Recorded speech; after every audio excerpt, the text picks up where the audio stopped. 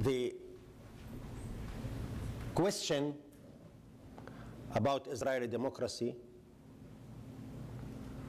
if we put aside what I spoke about, the dirty secret of 48, democracy built on transfer, the unified nature of Israeli regime, not to try to divide it. In reality, it's one regime, to deal it as one package, not to take that the regime in Tel Aviv is very good, but in Nablus it's something else. In Nablus people can suffer. In Jerusalem, okay, because they are not from the same league. I want to refer to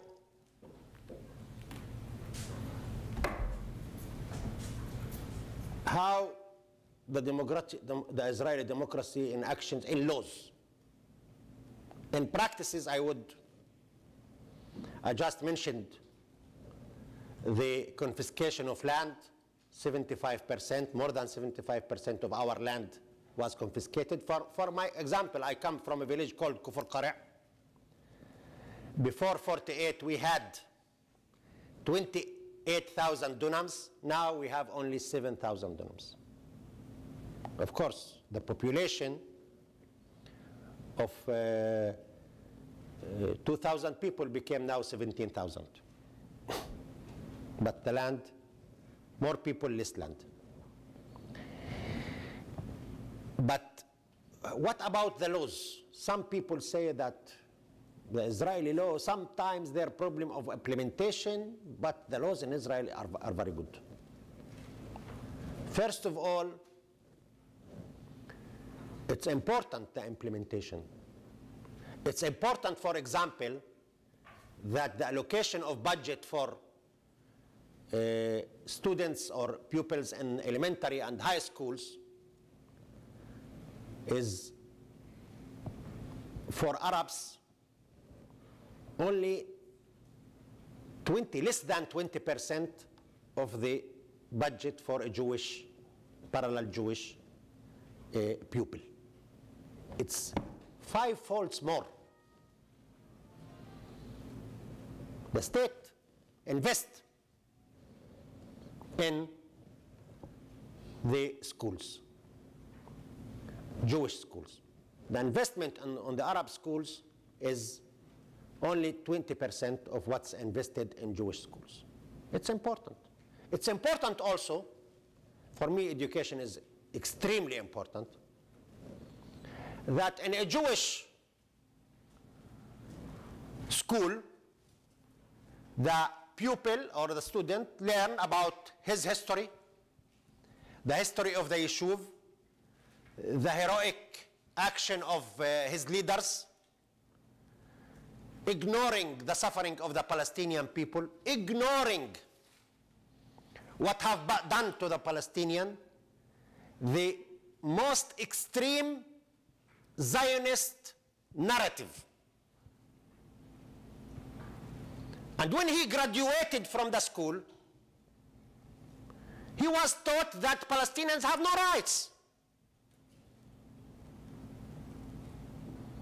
And they attacked Israel. And Israel is the victim of the Palestinians.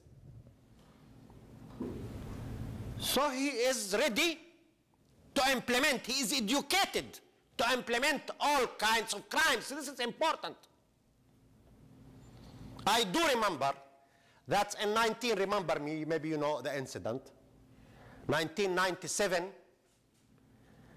China cut its diplomatic relations with Japan and invited the ambassador and threatened Japan that their economical relations will be cut totally because a change in the book of history for the 7th class, صف السابع, 7th class, which ignored the crimes of the Japanese in China, in Sichuan and other places. And China was right. They said, if you educate the Japanese young people to ignore our suffering, they could do it again. Now the Israeli education system educates pupils to do it again and again and again. On the other hand, the education system for Palestinian citizens in Israel teach them that they have no history. They come from nowhere. They have no poetry. The word, even the word Nakba, the Palestinian catastrophe, is prohibited by official decision of the Ministry of Education in Israel. It's not allowed to mention the word. Like magic, they are afraid of words. Even the word is not allowed. Not to speak about learning what happened to your fathers and your neighbors. I remember when I was a young guy, I didn't learn anything about what's happened to the villages. My father told me that this village is Zommarin and the Arab names.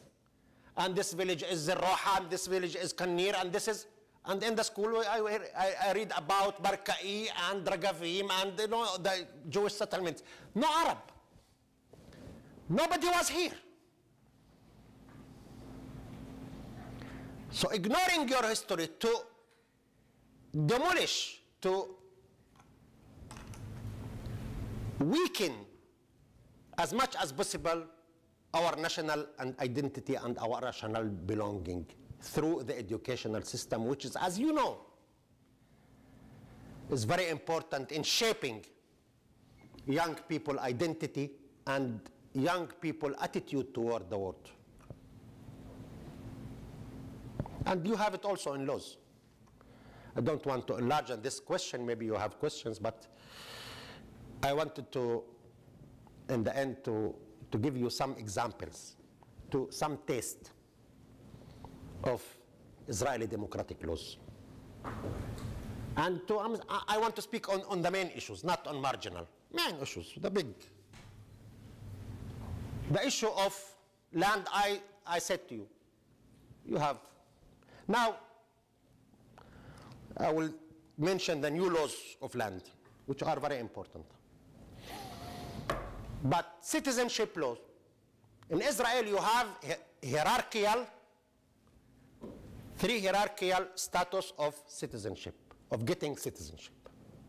One is for Jews. According to the law of return, any Jewish man or woman in the world will get citizenship in the minute he put his foot on the Lod airport in Ben Gurion Airport in Tel Aviv.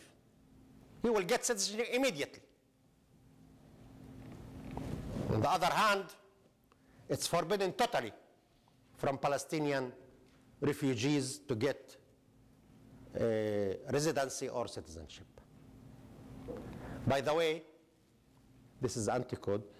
The definition of Israeli Jew, according to Israeli law, you will find it in the Israeli law, not saying a Jewish Israeli, it said a citizen who will have the right through the law of return. He have a status like somebody who get inside Israel through Israeli law, not being born. So according to Israeli law, all the Israeli Jewish people immigrated to Israel, not born in Israel, because they will get their rights in the status of the law of return. This is the law of return. The second is for foreigners, ordinary foreigners. If somebody from America wants to go to Israel to work, he can get citizenship through what's so-called graduated process, which lasts for 7 or 10 or 8 years. You will get residency and then maybe citizenship. And in the lowest status are the Palestinian citizens of Israel, are Palestinians and Arabs. The law says, the Israeli law, which was accepted in 2003, and I was there when it was passed in the Knesset, say that nobody, no one from the West Bank and Gaza can get residency or permission even to stay or citizenship in Israel. Totally, nobody can get. What to do? That we have families from the both sides of the Green Line. And the law came after they were married. And they changed the laws of the game in expense and afterwards. How Spiro Agnew said, the bastards changed the laws of the game without telling me. This is Spiro Agnew, I think. So it's a real tragedy. Then they said in the year 2003, it's for security reasons. Because some of the people who come get residency, make terrorist attacks, etc. It was a lie. The numbers were said nothing about that. It's like other people, not more. Nothing special in these people who get residency.